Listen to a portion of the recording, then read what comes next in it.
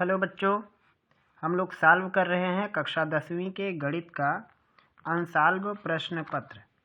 और ये जो सीरीज है, इस सीरीज में हम सॉल्व कर रहे हैं मॉडल पेपर वर्ष 2024 के लिए। तो मॉडल पेपर सीरीज का आज ये तीसरा पार्ट है और 2 पार्ट में हमने यहाँ पे खंडवा के प्रश्न क्रमांक 2 तक हल किए हुए हैं और आज के पार्ट में हम उसके आगे के प्रश्नों को लगाएंगे। तो तीसरा सवाल है, ब्रज अपनी पुत्री से कहता है कि 7 वर्ष पूर्व मैं तुमसे 7 गुनी आयु का था। अब से 3 वर्ष बाद मैं तुमसे केवल 3 गुनी आयु का रह जाऊंगा। इस स्थिति को बीजगणितीय एवं ग्राफीय रूपों में व्यक्त कीजिए। यहाँ पे तीसरे में 2 प्रश्न हैं, ऑप्शनल है, दोनों में से कोई एक अंक करना है और ये 6 अंक के हैं। तो जहाँ हमने प्रश्नों को ख़त्म किया था उसके आगे सवाल सॉल्व करते हैं। तीसरा है ये और इसमें 2 लोग हैं, एक ब्रज है और एक पुत्री।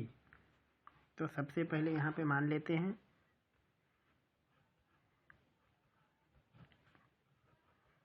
माना ब्रज की वर्तमान आयु बराबर x वर्ष और पुत्री की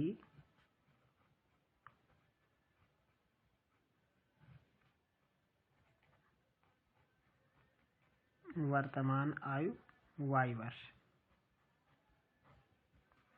ब्रज की वर्तमान आयु x वर्ष और पुत्री की वर्तमान आयु y वर्ष, ऐसा हमने मान लिया।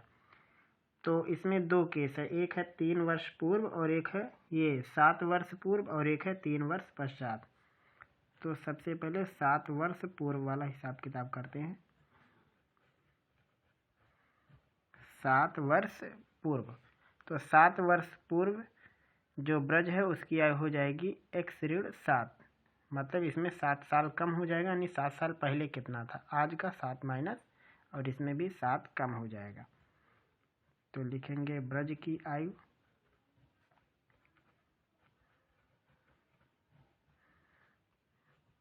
x माइनस 7 वर्ष और पुत्री की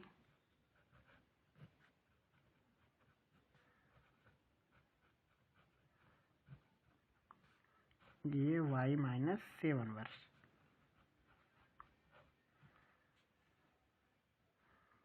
अब इसमें कंडीशन दिया हुआ है कि ब्रज कह रहा है कि 7 वर्ष पहले मैं तुमसे 7 गुनी आयु का था, मतलब ब्रज की आयु पुत्री की 7 गुनी थी। तो यहाँ पे जो प्रश्न के हिसाब से जो कंडीशन बनेगा वो ये है कि ब्रज की आयु पुत्री की 7 गुनी थी। इसको सॉल्व कर देते हैं, यहाँ लिख सकते हो आप प्रश्नानुसार, जैसा सवाल ने कहा उस हिसाब से ये केस बना हुआ है। या फिर इसको लिख सकते हैं x माइनस 7 और 7y माइनस में 49, और यहाँ x और y को एक तरफ कर लेते हैं, अचर पद को एक तरफ, तो जवाब मिलेगा x माइनस 7y और माइनस 7 दूसरे साइड जाके प्लस 7, तो हो जाएगा माइनस में 42।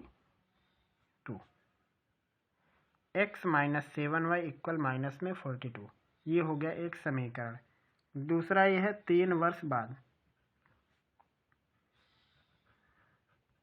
3 वर्ष बाद। तो अब इसमें ब्रज की आयु कितनी होगी,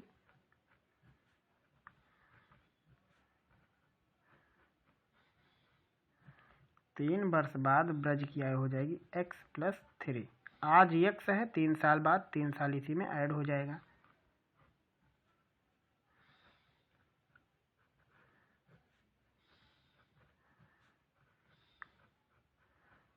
और पुत्री की आयु होगी y प्लस 3 वर्ष, ये होगा। अब इसमें जो केस है उस केस पर ध्यान देंगे प्रश्न अनुसार। ऐसे ही आपको परीक्षा की कॉपी में ऐसे स्टेप बाय स्टेप लगाना है, कोई खास आपको सोचना नहीं पड़ेगा, जो कुछ दिया वो ऐसे लिखते हुए चले जाओ। तो सवाल में कहा 3 साल बाद ब्रज कह रहा है कि मैं तुमसे केवल 3 गुनी आयु का रह जाऊंगा। मतलब ब्रज की आयु जो कि x+3, ये आयु हो जाएगी पुत्री की 3 गुनी, यानी y+3 का 3 गुना। सॉल्व करेंगे तो आएगा x+3 = 3y+9, या आएगा x - 3y और आएगा इक्वल में 6। ये एक समीकरण और ये एक समीकरण, ये हो जाएगा इसका बीजगणितीय रूप। तो यहाँ पे लिखेंगे इसलिए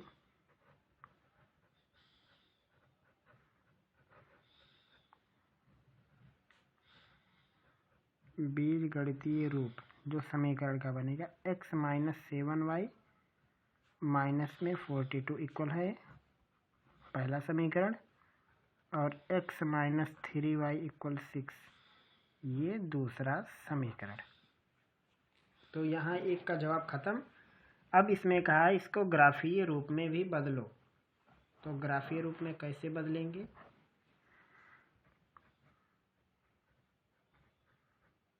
ग्राफीय रूप में बदलने के लिए सबसे पहले हमें एक एक समीकरण को लेके x और y की वैल्यू बनानी होगी।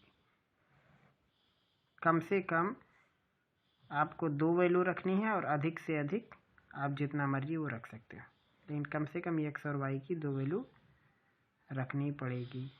x y यहाँ हम 2 वैल्यू ले लेते हैं और ज़रूरत पड़ी तो अगला बनाएंगे। अब ये हम वैल्यू ले लेते हैं x माइनस, या x इक्वल यहाँ कर देते हैं 7y प्लस यहाँ पे 7y और माइनस में 42। इसके लिए हम पहला बनाते हैं। यहाँ पे हम y की कुछ वैल्यू रखते जाएंगे, x की वैल्यू आएगी। जैसे हम यहाँ पे y का मान 0 कर दें तो x का मान 1.42, y का मान 2 रखेंगे तो आएगा 14, 42 में से 14 घटाना पड़ेगा तो आएगा 28, 3 रखेंगे तो 21 आएगा, 4 रखेंगे, उस हिसाब से हमको वैल्यू रखनी है इसमें।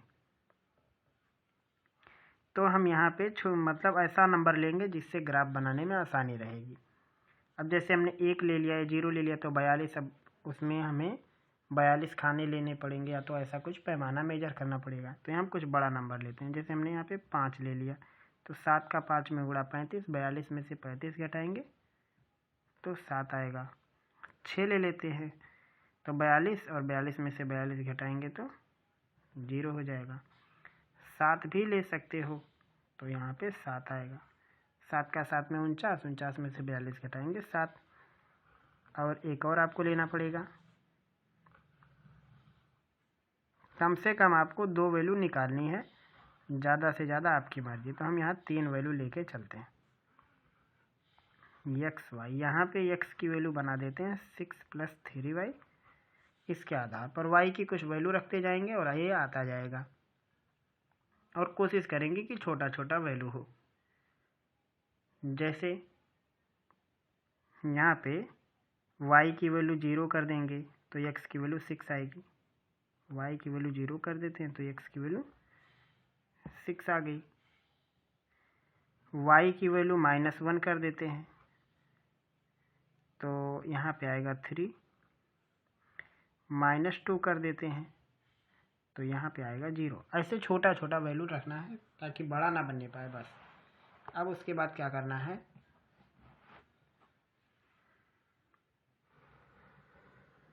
आपको ऐसे x और y का अक्ष बनाना है, और जब इसको ग्राफ पे बनाना रहेगा तो आपको ग्राफ का पेज परीक्षा की कॉपी में दिया जाएगा, और नहीं तो फिर आपको बड़ी सावधानी से नंबर डाल के इस पर बनाना पड़ेगा x और y। यहाँ पे देखो -7 तक गया तो आप ऐसे नंबर डालेंगे 1 2 3 4 5 6 7, ये नाप के डाला हुआ रहता है ग्राफ के पेज पर। और y की वैल्यू माइनस में भी गई है, माइनस में कितना -2 तक आया तो 1 2, यहाँ तक।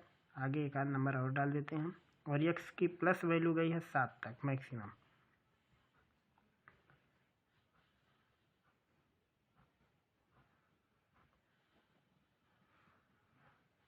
और यहाँ पे y की वैल्यू मैक्सिमम 7 तक गई है, उसको भी बना देते हैं।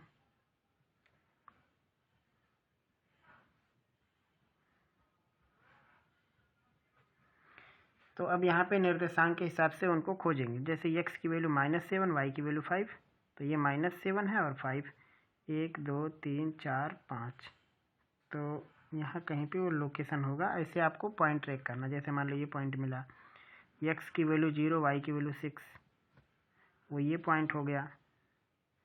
और फिर x की वैल्यू 7 और y की वैल्यू 7, ऐसे कहीं ऊपर कोई पॉइंट मिलेगा तो आपको 1 2 3 इनको जोड़ना। तो ये कुछ ऐसी लाइन जाएगी, ऐसी लाइन बनेगी।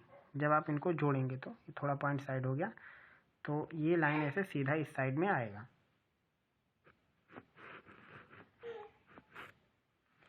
अब दूसरा वाला देखो, इसके हिसाब से आपको पॉइंट देखना है। जैसे x की वैल्यू 6, y की वैल्यू 0 है, तो x की वैल्यू 6 यहाँ पे है और y की वैल्यू 0, इसके लिए एक पॉइंट हो जाएगा।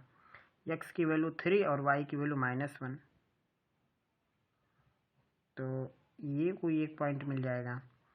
और x की वैल्यू 0 और y की वैल्यू -2, कोई एक पॉइंट ये मिल जाएगा। तो ये तीनों लाइन से आगे जाएंगे, मतलब इसका लाइन कुछ ऐसे बनेगा।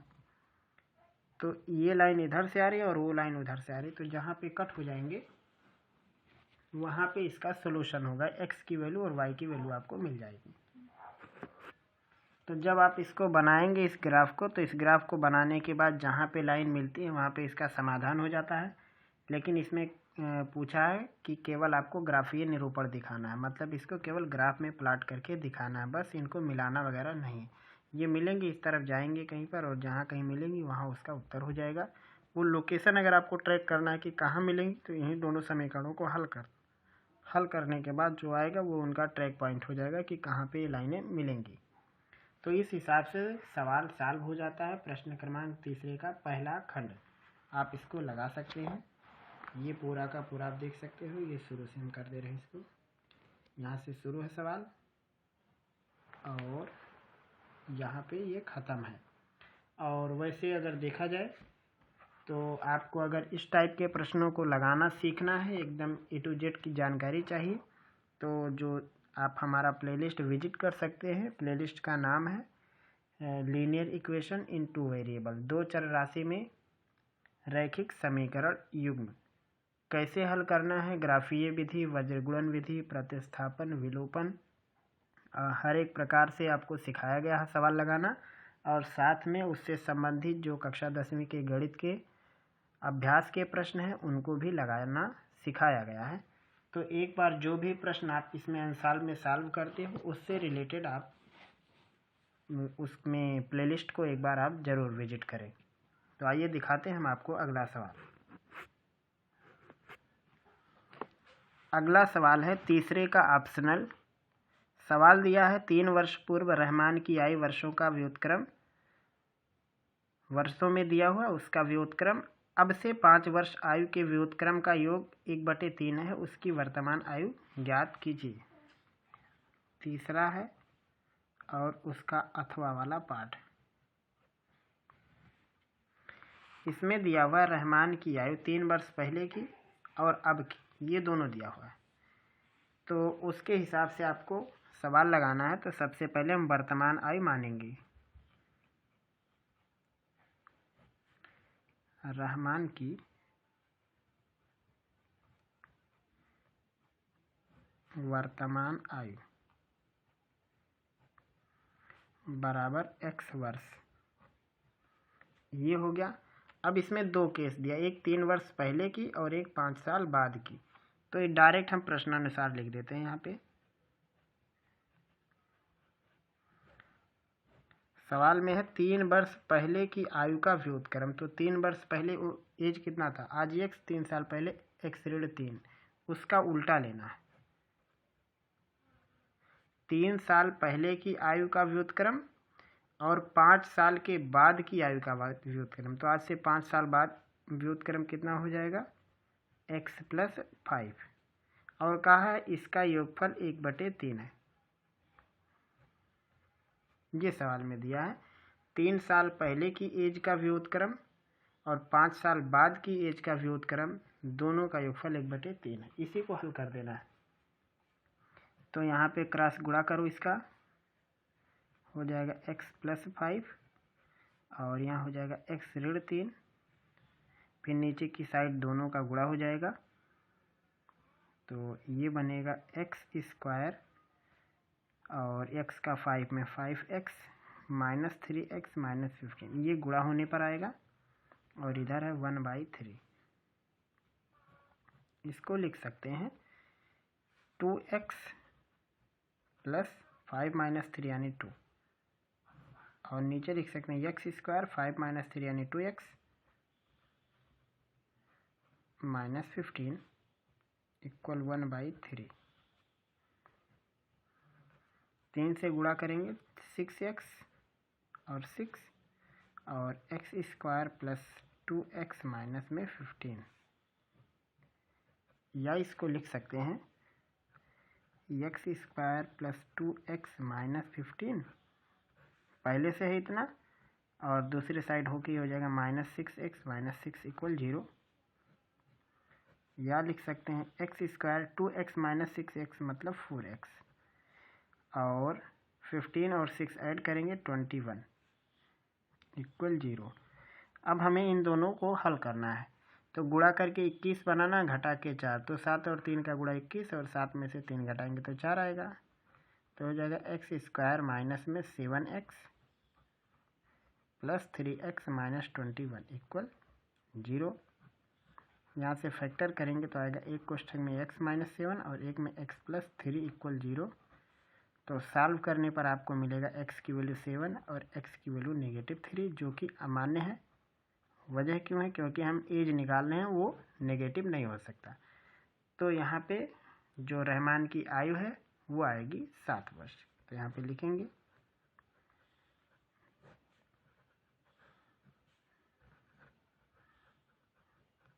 रहमान की आयु 7 वर्ष है, जो कि वर्तमान आयु है। आप इसमें रख के चेक भी कर सकते हो कि 7 में से 3 घटाएंगे तो 4 आएगा, 1/4, और 7 में 5 जोड़ेंगे तो 12 आएगा, 1/12। 1/4 + 1/12 दोनों को जोड़ना है तो आएगा 4/12 बराबर 1/3। तो ये हो जाएगा इस सवाल का जवाब।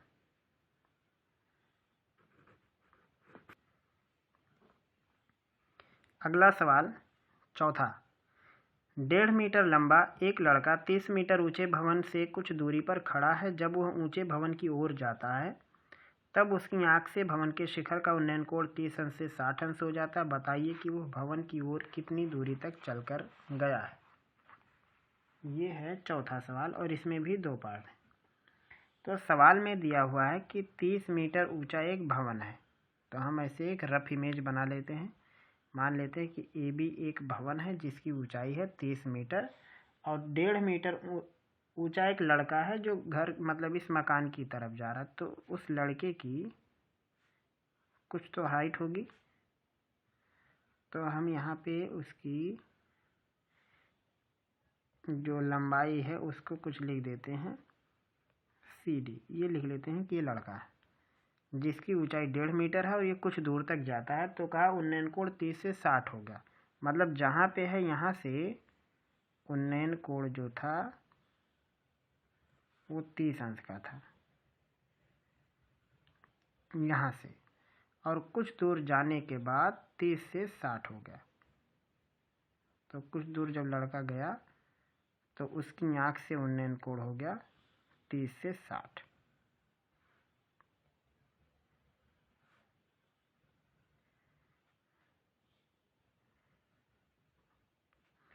पहले था 30 अंश का, कुछ दूर जाने के बाद कोण हो गया 60 अंश। और हमेशा ध्यान रखना बड़ा कोण जो होता है वो लंब के निकट ही होता है और छोटा दूर होता है उससे। तो अब सवाल में दिया था पहले 30 था जिसमें लड़के की एज 1.5 निकल गई, तो अब कितना बचेगा? यहाँ पे कुछ नाम ले लेते हैं, जैसे ये पॉइंट है E, तो ये वाली हाइट अब कितनी हो जाएगी 28.5, 28.5, क्योंकि 1.5 निकल गया, ये 1.5 ये वाली दूरी है, 1.5 मीटर, और ये दूरी है 1.5 मीटर, ये चीज़। और इसमें अब आगे ये नहीं दिया है कि वो कितना दूर चल के जा रहा है, कुछ ये नहीं दिया हुआ। सवाल में है कि 1.5 मीटर लड़का है 30 मीटर ऊंचे मकान की तरफ चल के जाता है, उन्नयन कोण 30 से 60 अंश हो जाता है, तो बताओ कि वो भवन की ओर कितनी दूर चल के गया। मतलब हमें ये वाली दूरी निकालनी है। जैसे हम इसको मान लो एफ पॉइंट लिख लेते हैं। तो अब यहाँ हम कुछ मानेंगे। सबसे पहले तो लैंग्वेज में समझाना पड़ेगा कि आपने किसको क्या लिखा है। तो हम यहाँ पे मान लेते हैं कि माना भवन है ए बी,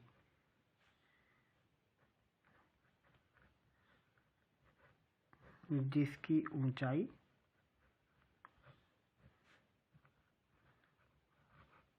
30 मीटर है,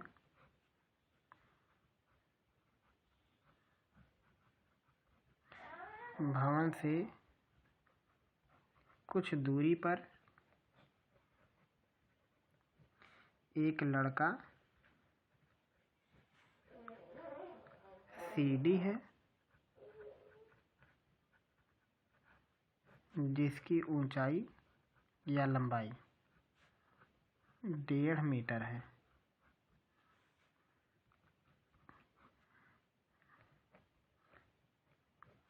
भवन की ओर डी से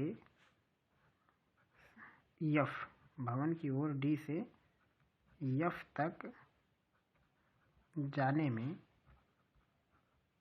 उन्नयन कोण 30 अंश से 60 अंश हो जाता है। ये इतनी सारी बात आपको लिखनी थी। तो अब आप इसके बाद आप देखो दो आपके पास समकोण त्रिभुज है, एक छोटा एक बड़ा, चाहे जिसे शुरुआत कर सकते हो। जैसे पहले हम छोटा वाला ले लेते हैं, तो लिखेंगे समकोण त्रिभुज BEF में जो 90 हो उसको बीच में नाम देना चाहिए। चाहे आप इधर से FEB लिख सकते हो, जहाँ 90 अंश का कोण बने उसे बीच में रखो। तो यहाँ पे लगाएंगे tan 60 डिग्री। लंब और आधार का अनुपात है, तो लंब है इसका 28.5 उसकी लंबाई है, और आधार है EF, और tan 60 की वैल्यू हो यहाँ पे √3 होती है। tan 60 28.5 बटे EF, या EF बराबर लिख सकते हैं 28.5 बटे में करड़ी 3। चाहे तो √3 से ऊपर नीचे गुणा भी कर सकते हैं परिमेयीकरण कराने के लिए। तो EF की वैल्यू बनेगी 28.5 करड़ी में 3 और नीचे 3, तो ये हो जाएगा 9.3 करड़ी में 3 मीटर। ये EF की वैल्यू बन गई। चाहे तो अब यहाँ पे आप सीधे लिख सकते हो कि कितना हुआ। जब 30-60 का ट्रायंगल हो 90 डिग्री वाला, तो 60 वाले का डबल इधर होता है, ये पक्का। अभी आप लगाओगे तो भी उतना ही आएगा। तो अब एक बड़ा त्रिभुज है, इसको लिख लेते हैं। लिखेंगे समकोण त्रिभुज BED में tan 30 डिग्री। यहाँ भी लंब वही है 28.5, और आधार इस बार है DE। tan 30 का मान होता है 1 बटे करड़ी में 3, और ये हो गया 28.5, और DE दो पार्ट में, DF और FE, या DF और EF भी लिख सकते हो। यहाँ पे तिरछा गुणा करेंगे तो आएगा जवाब में DF प्लस EF बराबर 28.5, या DF प्लस EF का मान है 9.3 करड़ी में 3, यहाँ करड़ी 3 भी रहेगा, और बराबर हो जाएगा 28.5 करड़ी में 3, या DF बराबर होगा, दूसरी साइड घटा देंगे तो 28 में से 9 घटाएंगे तो 9 आएगा।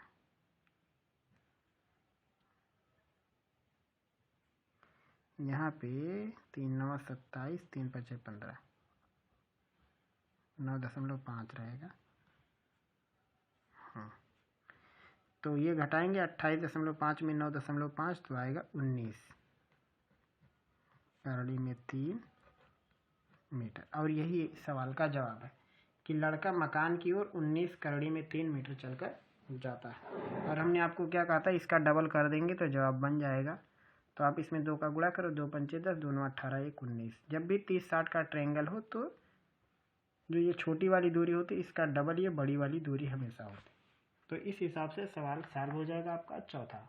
लगाइए। अगला सवाल है चौथे का ऑप्शनल। किसी फुटकर बाजार में फल विक्रेता पेटियों में रखे आम बेच रहे थे। इन पेटियों में आमों की संख्याएं भिन्न भिन्न थी। पेटियों की संख्या के अनुसार आमों का बंटन निम्नलिखित था। एक में दिया है आमों की संख्या और एक में पेटियों की संख्या। हमें इसमें समांतर माध्य निकालना है। साथ में कहा है किस विधि का आपने प्रयोग किया है, आपको उस नियम को भी लिखना पड़ेगा। तो सबसे पहले यहाँ पे आप देखो जो अंतराल दिया है वो अंतराल रेगुलर नहीं है। वजह क्या है, जैसे यहाँ पे 52 पे ख़त्म हुआ तो इसको 52 से शुरू होना चाहिए। यहाँ 55 पे ख़त्म तो 55 से शुरू होना चाहिए, लेकिन ऐसा नहीं है, एक एक कदम ये आगे है, मतलब कुछ तो बदलाव है।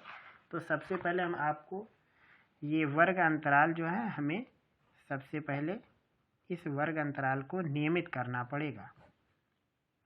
तो एक में दिया है वर्ग अंतराल जो कि नियमित नहीं है, तो सबसे पहले तो इसे तो लिखना ही पड़ेगा। वर्ग अंतराल कितना है, 50 से 52 का, 53 से 55 का, 56 से 58 का, 59 से 61 का और 62 से 64 का। ये है वर्ग अंतराल जो कि नियमित नहीं है। तो हम एक बनाएंगे नियमित वर्ग अंतराल, रेगुलर क्लास इंटरवल।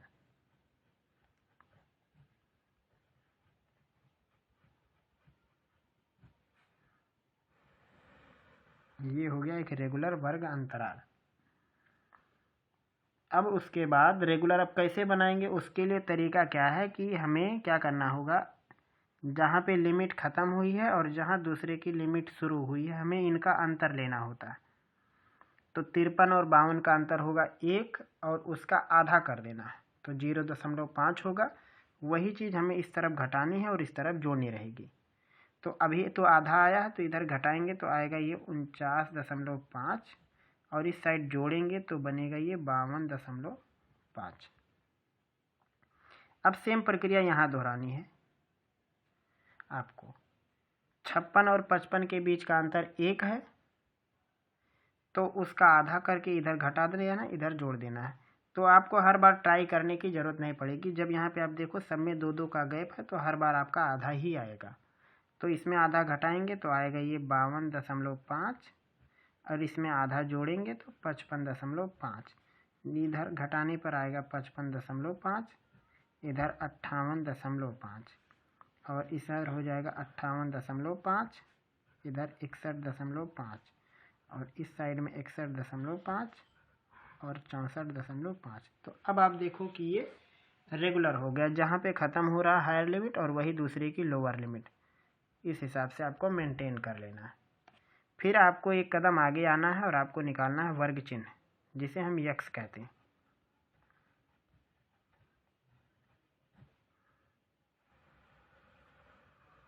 जिसे कहते हैं यक्स। अब ये कैसे निकाला जाता है, ये होता है इन दोनों का औसत जोड़ के आधा कर देना है। तो जोड़ने पर कितना हो जाएगा, 5 और 5 10, 1, यानी ये हो जाएगा 50 और 50 में 52 जोड़ेंगे 102, उसका आधा 51, ये इसका आधा हो गया। अब यहाँ इसका औसत आपको करना है, तो या तो यहाँ पे आप इसका औसत करो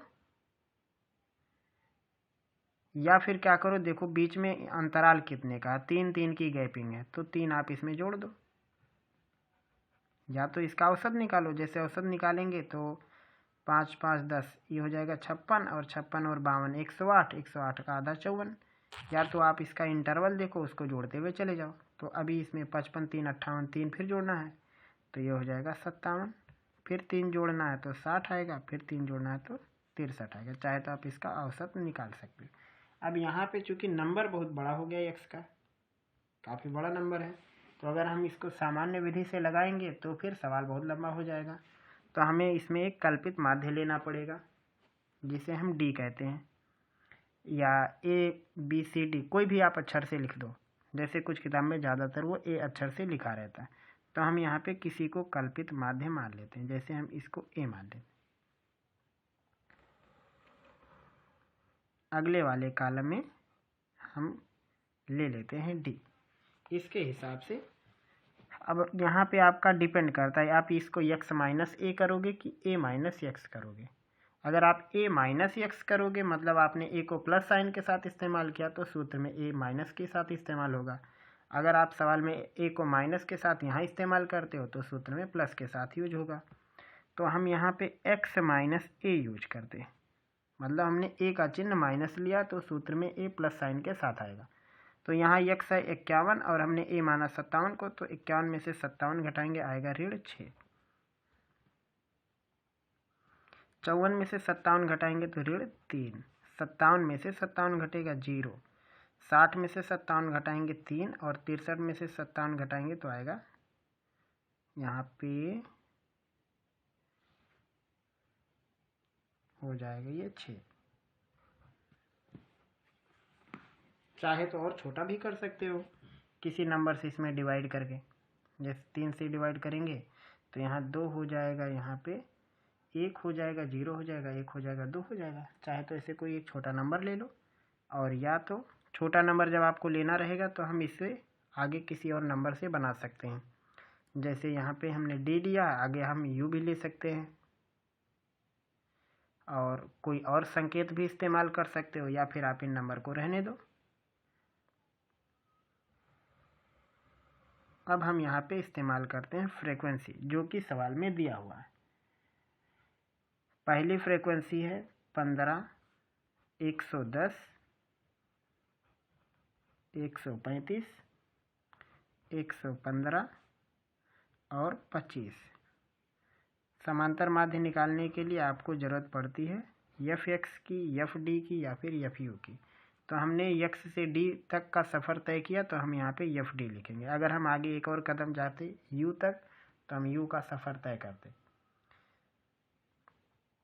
तो यहाँ पे fd मतलब इसका गुणा करना, 15 का 6 में 90, 110 का 3 में 330, 135 का 0 में 0, और ये हो जाएगा 345 गुणा करेंगे, और 25 का 6 में 150। अब माध्य निकालने के लिए आपको फ्रीक्वेंसी का योगफल चाहिए, तो यहाँ साइड में हम निकाल देते हैं फ्रीक्वेंसी का समेसन कितना आएगा। 5 5 10, 5 15, 5 20, 0 हो गया। 2 हासिल आया, 2 और 2 हासिल 4, 1 5, 3 8, 1 9, 1 10। फिर से 1 हासिल आया, उसको यहाँ जोड़ेंगे, 1 1 2 3 4, ये हो गया 400। एक बार फिर से जोड़ के ट्राई कर लो, 5 5 10, 5 15, 5 20, 2 1 3, 4 3 7, 1 8 2 10, 1 2 3 और 1 4, 400 हो गया। और चाहिए सिग्मा ऑफ एफ एक्स, तो यहाँ एफ एक्स से हम डी तक चलेंगे तो एफ डी लिखेंगे। अब सिग्मा ऑफ एफ डी मतलब इनका योगफल। तो सबसे पहले जोड़ने के लिए आप प्लस वालों को एक तरफ जोड़ लो और माइनस को एक तरफ। जैसे माइनस वाला जोड़ेंगे 330 में 90 जोड़ेंगे तो 420 हो जाएगा, और इसको प्लस करोगे तो आएगा 5 4 5 9, और ये 495 आएगा, और ये 420 आएगा। तो 495 में से 420 घटाएंगे तो आएगा कितना, 75।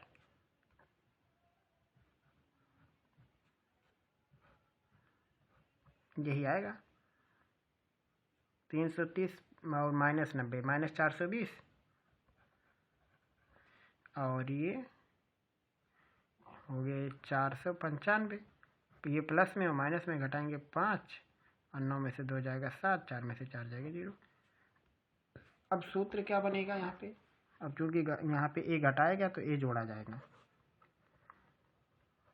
लिखेंगे समांतर माध्य बराबर sigma of f d upon sigma of f. A हमने घटाया है तो ए हम जोड़ देंगे। Sigma of f d value है 75, सिग्मा ऑफ एफ की वैल्यू 400 और ए की वैल्यू है 57। 25 से डिवाइड कर सकते हैं। 25 यहाँ है 75 और यहाँ पे आएगा 16 और यहाँ पे हो गया 57। मतलब जवाब हो गया 57 सही 3/16। ये हुआ इस सवाल का जवाब। चाहे तो आप इसको दशमलव में बदल सकते हो या फिर आप इसको ऐसे ही छोड़ दो। तो यहाँ ख़त्म होता है चौथे का ऑप्शनल पार्ट, ये वाला। अब उसके बाद आप देखो 2 और सवाल दिया। 5वां है, एक बेलन जिसकी ऊंचाई 24 सेंटीमीटर, आधार की त्रिज्या 7 सेंटीमीटर से उसी ऊंचाई और उसी आधार त्रिज्या का एक शंकु काटकर निकाल दिया जाता है। शेष ठोस का संपूर्ण पृष्ठीय क्षेत्रफल बताओ। तो ये चीज़ पीछे के सेटों में साल है 2022 में भी है, 19, 18, 17 सभी सेटों में आपको ये सवाल मिल जाएगा। जो आपका 5वें का ऑप्शनल है, इसमें दिया गया है कि दिए गए आकृति में BLCM दिया है, एक समकोण है BL और CM एक समकोण त्रिभुज ABC की मध्यिकाएं हैं और त्रिभुज का कोण ए समकोण है। तो सिद्ध करो 4BL² + CM² = 5BC²। ये तो इसी साल भी आया था और पीछे के साल में भी है। देखते हैं कौन से सेट में है, कहीं पे मिल जाएगा। ये इसी साल आया भी है 2023 में कहीं ना कहीं। ये यहाँ पे आप देखो, यदि BL और CM एक समकोण त्रिभुज ABC की मध्यिका है जहाँ कोण ए 90 अंश है तो सिद्ध करना है। और ये हमने लगाया है। सेट का नाम क्या है? सेट एक बार आप देख लो एक झलक। सेट 7 2023 का 822 ZZZ पेपर का कोड है। तो ये उसी से लिया गया है ये सवाल।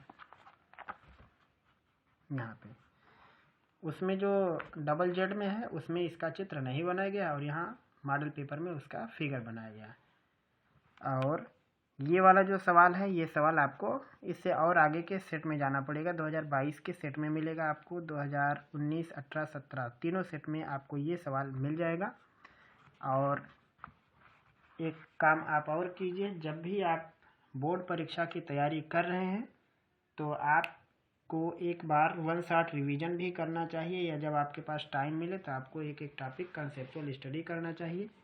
और इस स्टडी को आसान बना सकता है हमारा प्लेलिस्ट का वीडियो, जो कि हाई स्कूल की हर एक टॉपिक और हर एक चैप्टर को कवर करता है। तो आज के वीडियो में बस इतना ही। फिर मिलेंगे हम लोग जल्द ही अगले पार्ट में अगले टॉपिक के साथ।